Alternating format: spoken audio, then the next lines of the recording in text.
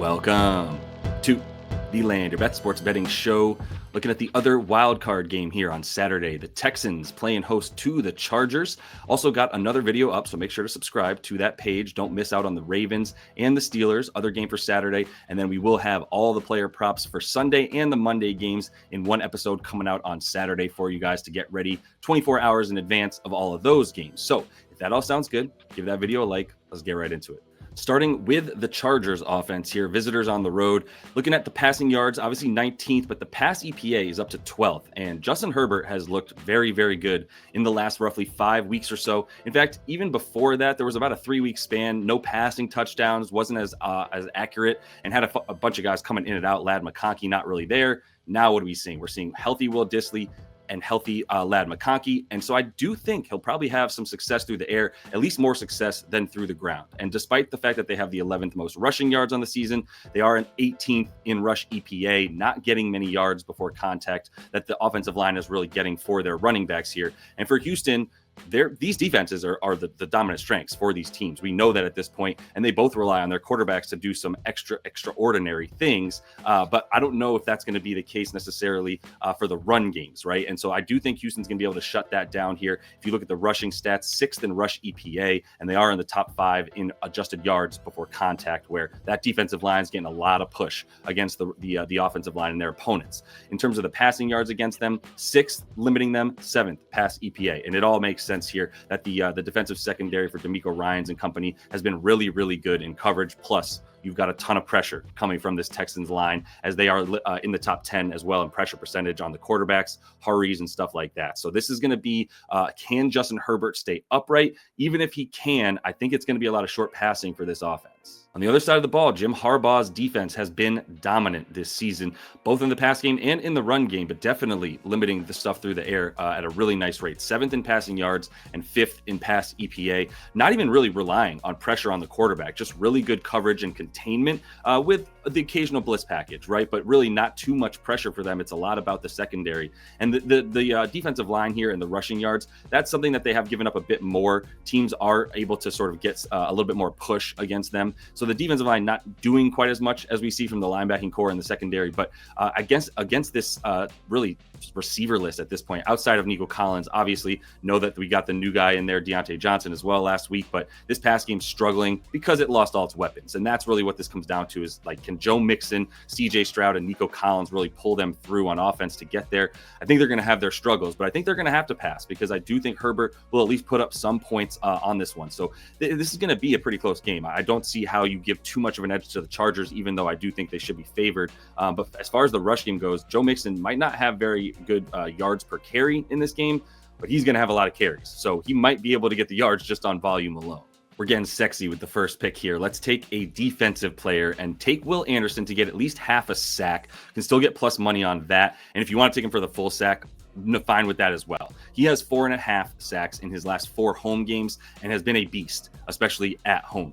Houston overall, in large part, thanks to the former Defensive Rookie of the Year, second in sack rate this season, 9.6% of the dropbacks that they're facing, they are getting to the quarterback. And the Chargers on the other side, I mean, Herbert has been a pincushion at times this season, although they've been better a little bit at home, not on the road. And on the road, the 7th highest sack rate that they're allowing, right around the rate that we see here from Houston in their sack rate on defense. If you look at the last 5 on the road, 20 sacks allowed overall, and about 14 of those came in 3 games. So there was a moment in time there where Justin Herbert could not get anything deep down the field, and that's another reason why I do think we'll see him really have to resort to the short passing game, but love Will Anderson to at least touch him up one time here, if not for a full sack. Let's stick with the Texans, though. Go to the other side of the ball and talk about Nico, because I'm scared of the yards. We're up to like 87.5. I don't know that he's necessarily going to be able to get the deep bombs that he was. And we've seen his ADOT drop tremendously over the course of the last 4 or 5 weeks, as all of the wide receivers have just really fallen out of place here for them, including, by the way, John Mechie, who now has a concussion, or had a concussion last week, didn't practice on Tuesday, should be good to go in this game, but we'll see what kind of limitations he has coming off of the relatively serious concussion there. So I'm going with the receptions because of the A dot, like I said, for Nico here, who there's just no one else for the defense to worry about. And that's why I think his A dot has gone down so much, is we've seen the safeties come up and really push up to where he's at on his side of the field, and have their best cornerbacks obviously shadowing as well, just to make sure that they can get to, keep him under containment. And they still need to get him the ball. That's really what this comes down to, is if there is a negative game script incoming, because like I said, think Herbert will have a pretty good game here, then they're going to need to pass. And even if it's a pretty neutral game script, we've seen what that Chargers rush defense has done on the season. You look at last week, I just brought it up briefly, even though it was with Davis Mills, obviously CJ taking a break. He just played like one drive, but 5 targets, 5 receptions, 38 yards. It's a little bit of what I expect it to be like here against this Chargers defense as well. The thing too about the targets here, I think he's good for at least 10 in this game. We might be seeing him up to like 14 targets, which is why, again, I like the 7+ receptions for plus money, or over 6.5 as the way to go, as opposed to the yards. Because if the targets are there, I think they'll still be within about 10 to 15 yards, and we're not going to see him break away for too many 30, 40-yard receptions like he was doing at the beginning of the season, when the defense had other guys that they also had to worry about, like Tank Dell and Stephon Diggs, which, just even saying those names now, I'm like, damn, this was such a talented team until those injuries just crushed them. But the 6 of the 12 games that he's played, 8+ targets, and there's really good reasons for all of the other 6 that he did not get at least 8 targets in those games, including being injured and then coming back from injury and ramping up. And he's fully ramped up now. So I like a healthy Nico Collins to get 7+ receptions for plus money in this one. All of that said, I'm staying away from CJ Stroud, and I want to give a quick shout out to live show producer David, who's helping out with the research on this stuff too. And he's the one who pointed out that Shane Day, currently a coach with the Chargers staff, is the former Houston QB coach for CJ Stroud, somewhat, responsible for helping him develop along to this point. So if anybody knows the tendencies of CJ Stroud, it should now be this defense, as a result of Shane Day relaying that information to them, right? He's got Nico, but what else? And that's part of the correlation of Nico getting the receptions, is like, I don't know if I could trust the yards. If you want to go for the completions for CJ based on the volume that he'll have to be throwing because the run game isn't working, which is another projection that I have, then I get that, right? And this is a low number, so I don't really want to take under 225.5 for a guy that we know is capable of getting 275 in a game, but to whom, right? He's going to need some deep bombs to Nico that I don't think are going to be there with a Chargers defense that plays good amount of prevent at this point, especially when they have a guy like Nico on the other side that they need to worry about. He's also under in his last 2 at home since everything started falling apart for them. And that is relevant to, like I said, all the wide receivers not being around, because if you look at the previous 6 games that he played at home, went pretty cleanly over 225.5. And now we're just getting a pretty low number based on what's been happening recently. He's the only other quarterback besides Russ Wilson who has a negative pass EPA per play since week 9, basically the week 10, I should say, the last 9 weeks of the season, basically the last half of it. This man was really just not efficient at all in the pass game. And that's where we're at right now against a good pass defense. So I'd be going under, but I'm just going to stay away with such a low number for CJ Stroud. Like I said, though, I like the completions. I don't dislike the completions as much for Stroud as I do the yards. But I also don't mind a touchdown here, because I do think the touchdown is going to have to come through the air against this Chargers rush defense that is incredible and will do its best to keep Mixon out more than once, at least. Like maybe Mixon gets in if they're able to sustain a few drives and get closer to the red zone there. But either way, Deontay Johnson is at 10-1 right now as I'm recording this on Friday for a touchdown, right? And so I just got to look at a guy who's historically a very, very, very good wide receiver in the red zone and in the end zone as a target there. Got to at least consider it. I mean, he's had one game now with this team and has 1 red zone target. And I would imagine not only I don't know if they care about keeping him happy. Who knows how long he'll be a Texan after this season.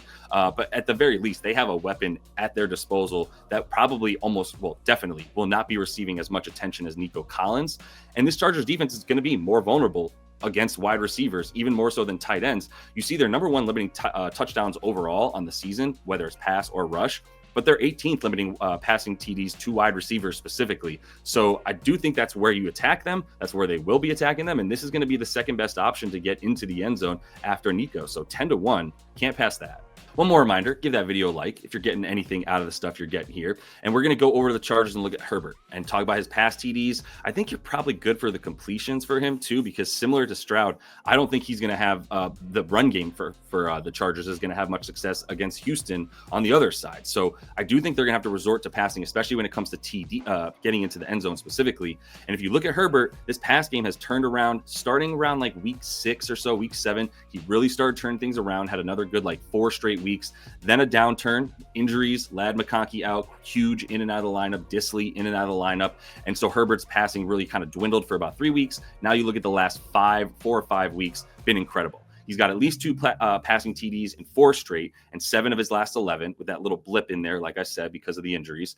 And then you've got the 5 straight with at least this many completions as well. So that's what I'm trying to say here. 5 straight with 21 plus completions is really indicative of, like I said, the pass play percentage going up and the amount that he's passing being really helpful for us projecting him to do well in this game.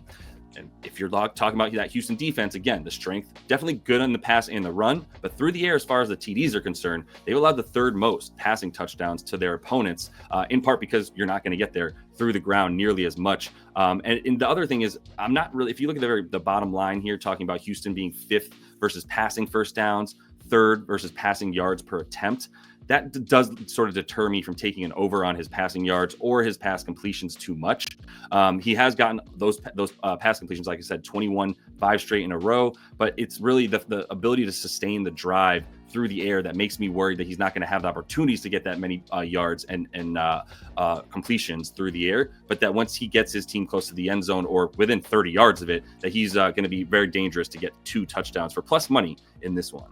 All right, make sure you are subscribed and like that video if you would, so you don't miss out on the other video we have for Ravens and Steelers on Saturday. Then you're going to have one episode coming out on Saturday that'll have touchdowns and player props, everything we need for Sunday's game and games and Monday as well. So best of luck to everybody. And until I see you next, happy betting.